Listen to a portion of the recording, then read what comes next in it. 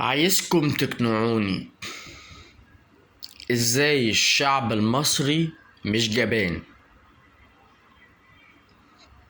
مش قادر يسيطر على التجار اللي عمالين بيغلوا بحجة الدولار.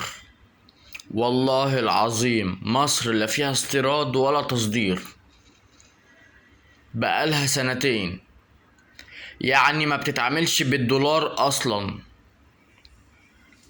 واللي بيستورد الحكومة بس واللي بيصدر الحكومة بس، انما مواطنين لا. فحجة الدولار دي حجة ملهاش اي ستين لازمة، لان مفيش تعامل بالدولار دلوقتي.